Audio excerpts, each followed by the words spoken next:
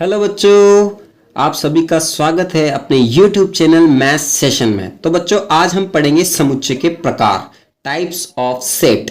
समुच्चय के प्रकार में सबसे पहला प्रकार पढ़ेंगे हम परिमित समुच्चय। परिमित समुच्चय को इंग्लिश में कहते हैं फाइनाइट सेट। परिमित समुच्चय का अर्थ होता है जिसमें अवयवों की संख्या सीमित हो। फिक्स संख्या होनी चाहिए। अवयव की कैसी संख्या होनी चाहिए? फिक्स संख्या होनी चाहिए, सीमित संख्या होनी चाहिए।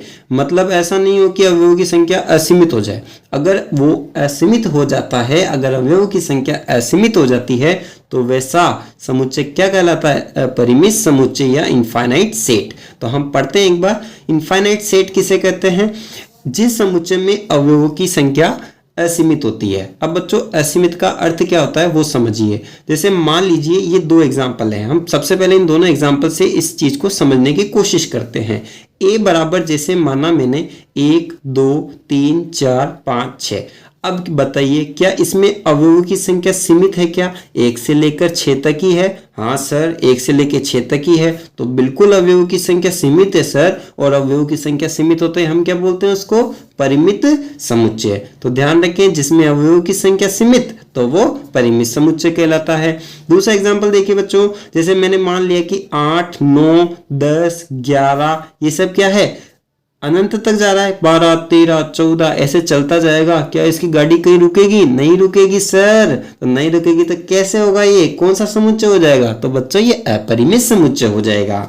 अब हम देखते हैं तीसरा एग्जाम्पल। तीसरे एग्जाम्पल में क्या है? सभी समप्राकृत संख्याओं का समुच्चय। सभी समप्राकृत संख्याओं का समुच्चय है बच्चों। अब बताइए, सभी सम भी होनी चाहिए, प्राकृत संख्या भी होनी चाहिए और अभाज्य संख्या। बताओ बेटा, ऐसा तो केवल एक ही अवयव होता है ना। केवल आप क्या बोलोगे सर? 2 आएगा इसमें तो केवल, बाकी सभी अभाज्य संख्याएं तो विषम होती है। सभी अभाज्य संख्या तो विषम होती है 2 के अलावा ही। 2 ही हम बोलते हैं कि सबसे छोटी सम अभाज्य संख्या है। तो 2 क्या है? केवल इसमें एक ही अवयव आ रहा है, अतः ये परिमित समुच्चय हो जाएगा। कैसा हो जाएगा बच्चों? परिमित समुच्चय। बच्चों देखो, आज का वीडियो थोड़ा लंबा हो सकता है तो इसको आराम से धीरे धीरे समझना है हमें, है ना। उसके बाद देखते हैं पृथ्वी पर सभी व्यक्तियों का समुच्चय। पृथ्वी पर सभी व्यक्ति जितने भी हैं, मान लो एशिया महाद्वीप में अलग हैं, अफ्रीका में अलग हैं, दक्षिणी अमेरिका में अलग हैं, उत्तरी अमेरिका में अलग हैं, ऑस्ट्रेलिया में अलग हैं। ऐसे करके सभी महाद्वीपों की जितनी भी संख्या होगी, जितने भी व्यक्तियों का क्या समुच्चय होगा, वो सीमित होगा या असीमित होगा? उसमें संख्या तो सीमित ही होगी ना, तभी तो अपन जनसंख्या जो है जनगणना करवाते हैं। जनगणना करवाते हैं तो उसमें जो व्यक्तियों की संख्या ही तो निर्धारित करते हैं। तो वो समुच्चय कैसा है? पृथ्वी पर सभी व्यक्तियों का समुच्चय, जिसमें अवयवों की संख्या क्या है? व्यक्तियों की संख्या क्या है बच्चों? सीमित है। अब सीमित है तो इसका मतलब ये क्या है? परिमित समुच्चय। कैसा समुच्चय बच्चों? परिमित समुच्चय। इसके बाद देखते हैं हम एग्जाम्पल नंबर 5। x बराबर x इस प्रकार है कि x belongs to z। x किस में होना चाहिए? z में बिलोंग। अब सर x तो किससे बड़ा है? -10 से बड़ा होना चाहिए। -10 से बड़ा? अरे तो ये लो लिख दीजिए भाई, -9 -8 -7 -6 ऐसे करते करते करते ये तो अनंत तक चल जाएगा। तो सर ये तो परिमित हुआ ही नहीं, इसमें अवयवों की संख्या तो सीमित ही नहीं हुई। तो बच्चों तो ये तो अपरिमित है ना, तो ये अपरिमित समुच्चय हो जाएगा। कैसा हो जाएगा? अपरिमित समुच्चय। तो आपको ध्यान रखना है। दूसरी चीज एग्जाम्पल नंबर 6 देखते हैं। P बराबर है x belongs to z। X square बराबर 36। अब ऐसी समीकरण तो हमने 8वीं क्लास में सीखी है। तो एक्स स्क्वायर बराबर 36 है, तो x बराबर कितना हो जाएगा? सर x बराबर तो +-6 हो जाएगा। इसका मतलब -6 और 6 इसके 2 गुणनखंड हो गए। अब गुणनखंड हो गए तो बच्चा ये कैसा है? इसमें अवयवों की संख्या सीमित है ना। अब इसमें क्या मैं -3 लिख सकता हूँ क्या? नहीं लिख सकता सर। इसमें तो -6 और 6 लिखोगे आप, तो ये अवयवों की संख्या सीमित होने के कारण ये कौन सा हो गया? परिमित समुच्चय या फिर फाइनाइट सेट। परिमित समुच्चय या फिर फाइनाइट सेट। अब हम देखते हैं एग्जाम्पल नंबर 7। अब बच्चों देखिए, x स्क्वायर -5x + 6 बराबर 0।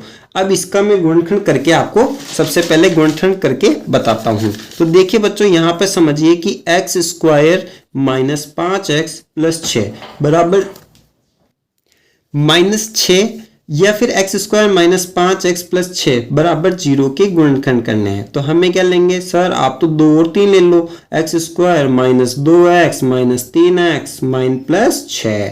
तो x कॉमन लिया, x माइनस 2 आ जाएगा, माइनस 3 कॉमन लिया, x माइनस 2 हो जाएगा। बच्चों ध्यान रखना, मैं गुणनखंड करना नहीं सिखा रहा हूं क्योंकि आपने 10वीं क्लास में काफी अच्छी तरीके से पढ़े होंगे इन्हें।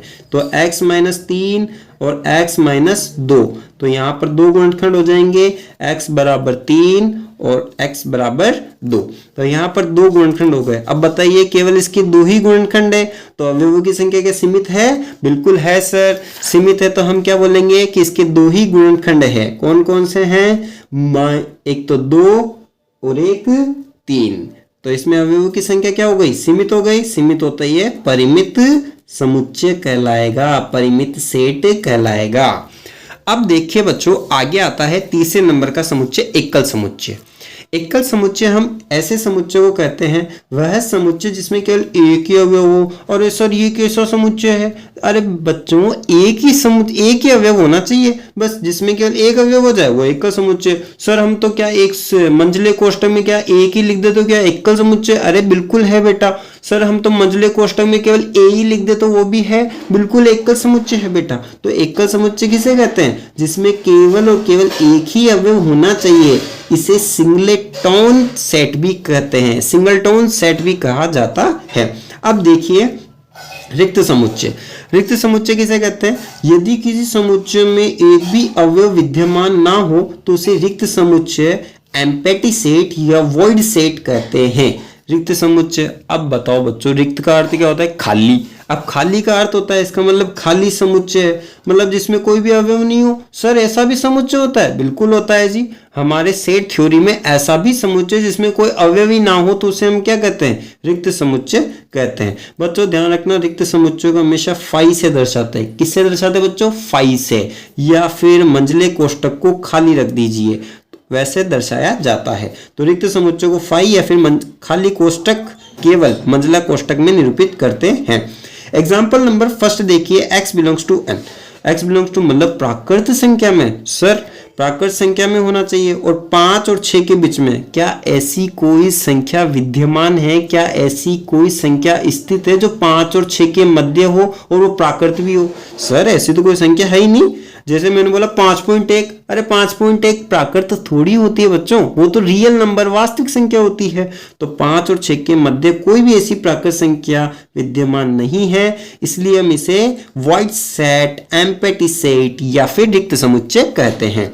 उसके बाद देखते हैं example number 2, x square minus 3 बराबर 0 और x एक परिमेय होना चाहिए। सर इसको सोल्व कीजिए, एक्स स्क्वायर बराबर 3, एक्स स्क्वायर बराबर 3। तो बच्चों यहां से तो क्या आ जाएगा? x बराबर रूट ऑफ 3, रूट ऑफ 3। अरे भैया रूट ऑफ 3, तो ये तो परिमेय है क्या? नहीं भाई, परिमेय कहाँ है? ये तो अपरिमेय है सर, और अपरिमेय है, जबकि ये तो बोल रहा है कि x एक परिमेय होना चाहिए। अब परिमेय नहीं है, ये तो अपरिमेय हो गया। तो सर ये तो रिक्त समुच्चय हो गया। क्या हो गया? रिक्त समुच्चय हो गया। एग्जाम्पल नंबर 3 देखिए। एग्जाम्पल नंबर 3 क्या कहता है बच्चों? एग्जाम्पल नंबर 3 ये कहता है कि x इस प्रकार है कि x बिलोंग्स टू n है और x 8 से कम होना चाहिए और 12 से ज्यादा। अरे सर ऐसा तो पॉसिबल ही नहीं है, 8 से कम हो, 8 से कम मान लो 1 2 3 4 5 6 ले लिए मैंने, और 12 से ज्यादा 13 14 15। अरे सर इसमें कोई अवयव कॉमन ही नहीं आ रहे, कॉमन ही नहीं आ रहे। तो ये भी क्या हो गया बच्चों? रिक्त समुच्चय हो गया। इसको ऐसे समझिए बच्चों, जैसे मान लीजिए कि मैंने यहां से लिया, ये 8 लिख दिया इधर और इधर 12 लिख दिया। अब 12 से बड़े तो ये इधर आ जाएंगे, 8 से छोटे ये इधर आ जाएंगे। तो ये पॉसिबल है क्या? ये तो खाली समुच्चय हो गया, रिक्त समुच्चय हो गया, एम्प्टी सेट हो गया। चलिए बच्चों नेक्स्ट, चलिए बच्चों आगे हम देखते हैं समुच्चय की कोटि। समुच्चय की कोटि, ऑर्डर ऑफ द सेट। समुच्चय की कोटि किसे कहते हैं? समुच्चय में विद्यमान अवयवों की संख्या को समुच्चय की कोटि कहते हैं। अरे सर ये तो हमें ऐसे ही पता चल गया कि समुच्चय में जितने भी अवयव होंगे, मान लो 3 अवयव है तो 3 उसकी कोटि हो गई। तो यहाँ पर समुच्चय में जितने भी अवयव होते हैं ना बच्चों, उसी को हम समुच्चय की कोटि कहते हैं। इसे हम Na से दर्शाते हैं, Na या फिर OA, ऑर्डर ऑफ सेट। जैसे OA कोई सेट है तो ऑर्डर ऑफ ए से दर्शाते हैं, ऑर्डर ऑफ सेट से दर्शाते हैं। अब देखिए यहाँ पर देखिए बच्चों, रिक्त समुच्चय की कोटि शून्य होती है। 2 पॉइंट इंपॉर्टेंट है जो आपको ध्यान रखने हैं। रिक्त समुच्चय की कोटि शून्य होती है। आप बोलोगे सर ऐसा कैसे? रिक्त समुच्चय में बच्चों जब अवयव ही नहीं है तो उसकी कोटि तो शून्य ही होगी ना। तो ध्यान रखें, रिक्त समुच्चय की कोटि कैसी होती है? शून्य होती है। क्यों होती है? क्योंकि सर उसमें अवयव होते ही नहीं है। दूसरा देखिए, अपरिमित समुच्चय की कोटि। अपरिमित समुच्चय की कोटि कैसी होती है? अनंत होती है। अब बताओ, अपरिमित समुच्चय में अवयव की संख्या ही सीमित नहीं है, अवयव ही फिक्स नहीं है, तो क्या उसकी कोटि क्या फिक्स हो सकती है? नहीं हो सकती सर। तो उसकी कोटि कैसी होगी? अनंत होगी। कैसी होगी? अनंत होगी। अब हम देखते हैं, जैसे a बराबर 1 2 3, ए कोई सेट है, तो यहाँ पर na बराबर कितना हो जाएगा? na या फिर ऑर्डर ऑफ सेट कितना हो जाएगा? 3 हो जाएगा। ऑर्डर ऑफ समुच्चय की कोटि कितनी हो जाएगी? 3 हो जाएगी। इसके बाद देखते हैं बच्चों तुल्य समुच्चय, इक्विवेलेंट सेट। इक्विवेलेंट सेट किसे कहते हैं वो समझिए। 2 परिमित समुच्चय a तथा b जिनमें अवयवों की संख्या समान हो, जिसमें अवयवों की संख्या क्या होनी चाहिए? समान होनी चाहिए, तो तुल्य समुच्चय कहलाता है। तुल्य समुच्चय कहलाता है। अरे ये तो बिल्कुल सीधी सीधी परिभाषा है सर। इसमें अवयवों की संख्या कैसी होनी चाहिए? समान होनी चाहिए। अब अवयवों की संख्या बच्चों समान होगी तभी तो हम उसको तुल्य समुच्चय कहेंगे। अवयवों की संख्या, अब जैसे एग्जांपल देखते हैं अपन, a बराबर 1 3 5 है, इसमें कितने हैं? 1 2 3 अवयव हैं। ऐसे b बराबर a b c, इसमें भी 3 अवयव हैं। 3 अवयव हैं तो ऑर्डर ऑफ एन ए कितना हो जाएगा? 3 हो जाएगा। ऑर्डर ऑफ बी कितना हो जाएगा? 3 हो जाएगा। सर ये तो तुल्य समुच्चय है। बिल्कुल बच्चों, जब अवयवों की संख्या समान हो जाती है तो उससे हम तुल्य समुच्चय कहते हैं। ध्यान रखें, इसमें एक ही चीज ध्यान फोकस करने वाली है, अवयवों की संख्या समान होनी चाहिए। अवयव समान होना जरूरी नहीं है, अवयवों की संख्या समान होनी चाहिए। 3 है, एक सेट में अगर 5 है तो दूसरे सेट में भी 5 होने चाहिए। एक सेट में 6 है तो दूसरे सेट में भी 6 होने चाहिए। एक सेट में 8 है तो दूसरे सेट में भी 8 होने चाहिए। अब देखिए, इसके जस्ट नीचे समान समुच्चय। समान समुच्चय को हम कहते हैं इक्वल सेट। इक्वल सेट कहा जाता है। 2 परिमित समुच्चय a व b जहां a का प्रत्येक अवयव b में विद्यमान हो, जहां a का प्रत्येक अवयव b में विद्यमान हो तथा b का प्रत्येक अवयव a में विद्यमान हो, उसे हम समान समुच्चय कहते हैं। क्या कहते हैं? समान समुच्चय कहते हैं। यहाँ पर समान समुच्चय और तुल्य समुच्चय में एक ही अंतर है बच्चों। समान समुच्चय हम उसे कहेंगे जिसमें a के अवयव जो होंगे वो b में भी होंगे और b के अवयव a में भी होंगे।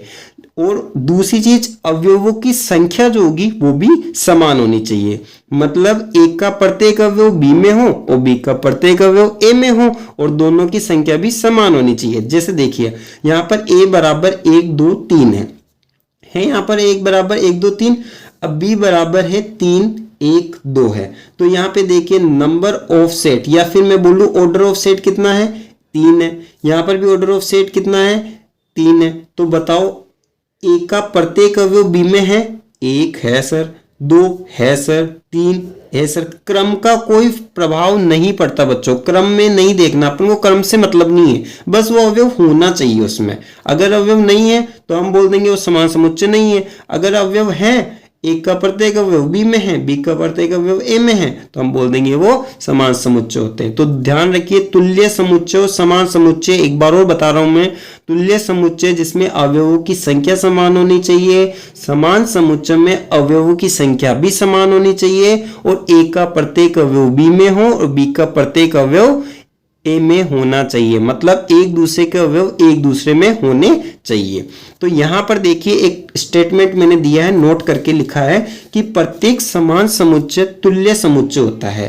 तो बिल्कुल प्रत्येक समान समुच्चय तुल्य समुच्चय होगा, क्योंकि देखिए अवयवों की संख्या जो है समान समुच्चय में बराबर होती है तो वो तुल्य समुच्चय तो होता है, जबकि तुल्य समुच्चय समान समुच्चय हो आवश्यक नहीं है। जैसे इसी में देखिए, आप इसी वाले क्वेश्चन में देखिए कि a बराबर तो 1 3 5 है, b बराबर a b c है, तो ये क्या एक तुल्य समुच्चय है?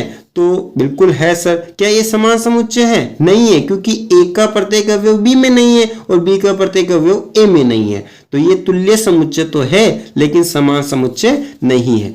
अब इसको देखिए क्या ये तुल्य समुच्चय है? क्या ये तुल्य समुच्चय है? बिल्कुल है सर, क्योंकि इसमें अवयवों की संख्या 3 है, तो ये तुल्य समुच्चय है। क्या ये समान समुच्चय है? तो समान समुच्चय के लिए हम क्या देखेंगे, ए का प्रत्येक अवयव बी में होना चाहिए, बी का प्रत्येक अवयव ए में होना चाहिए। तो बिल्कुल सर ये एक समान समुच्चय है।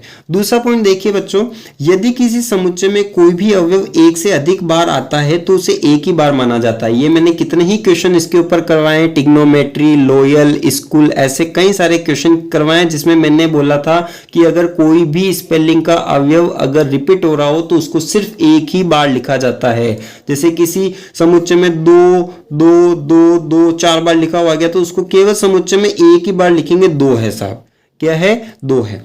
तो समुच्चय में अवयव के क्रम का कोई महत्व नहीं है। देखिए इसमें अवयव के क्रम का कोई महत्व है क्या? नहीं है, क्योंकि 3 1 2 इधर आ रहा है, 1 2 3। तो समुच्चय में अवयवों के क्रम का कोई महत्व नहीं होता है। बच्चों बहुत ही ज्यादा इंपॉर्टेंट वीडियो है। आज मैंने समुच्चय की कुछ एग्जाम्पल और कुछ समुच्चयों के प्रकार बताए हैं। आपको अगर ये वीडियो पसंद आया हो तो लाइक और शेयर करें, सब्सक्राइब का बटन दबाना ना भूलें, इस वीडियो को शेयर और लाइक करें। जय हिंद, जय भारत।